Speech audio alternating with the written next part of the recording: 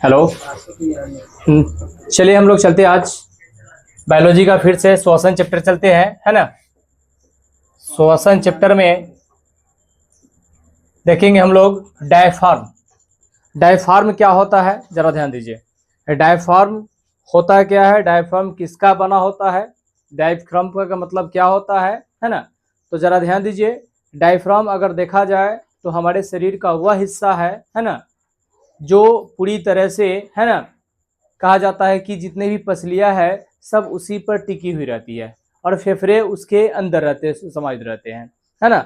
यह जो है कि वक्ष गुहा के नीचे तथा उदर गुहा के ऊपर पाया जाता है। ये जो वक्ष गुहा है यहाँ पे डायफ्राम पाया जाता है यहाँ पे, ठीक है।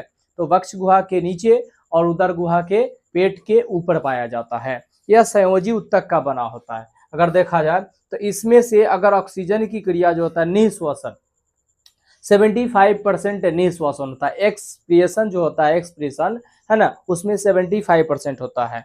गर्भवती महिलाओं में निःश्वासन मतलब डायफ्राम महत्वपूर्ण भूमिका निभाता है। मतलब कि अगर देखा जाए तो नहीं निभाती है। अगर कोई महिला प्रेग्नेंट है, कोई महिला अगर प्रेग्नेंट है तो वो जो है कि डायफ्राम उसमें भूमिका नहीं निभाएगा। डायफ्राम का कोई कार्य नहीं होता है। सांस लेते हैं और छोड़ते हैं। सांस जब लेते हैं तो डायफ्राम ऊपर की ओर जाता है, जब सांस छोड़ते हैं तो डायफ्राम नीचे की तरफ जाता है, ठीक है। तो ये जरा ध्यान दीजिए, ये आप देखोगे इस तरह से, है ना। तो इस तरह से डायफ्राम, यह फेफड़ा है आपका, ये फेफड़ा है, ये फेफड़ा है और यहाँ पे डायफ्राम होता है। यह डायफ्राम है, डायफ्राम यह है, डायफ्राम यह है, ठीक है। डायफ्राम यह है, जरा ध्यान दीजिए, डायफ्राम यह है।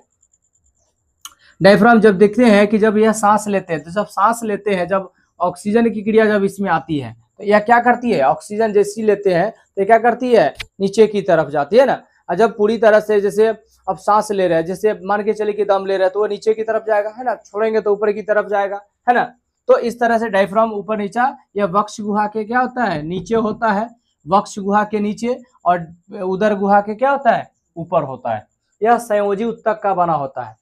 देखिए कभी कभी ऐसा होता है कि जब कोई महिला प्रेग्नेंट होती है, जब कोई महिला क्या होती है, प्रेग्नेंट होती है, तब जरा ध्यान दीजिए कि उसके जो बच्चे हैं इसमें मारते हैं ना, लात मारते हैं। तो या लात मार कर जब गर्भाशय में जब पूरी तरह से लात मार कर ऊपर की तरफ वो चलता है तो इसके सिर जो है ना डायफ्राम में टेकता है और क्या करता है, ये दर्द करने लगता है। अर्थात उसको बैठने में भी दिक्कत आ जाते हैं, है ना। बैठने में भी क्या करते हैं, दिक्कत आ जाते हैं, उसको बहुत सारे कष्ट का सामना करना पड़ता है। ये होता है डायफ्राम, ठीक है।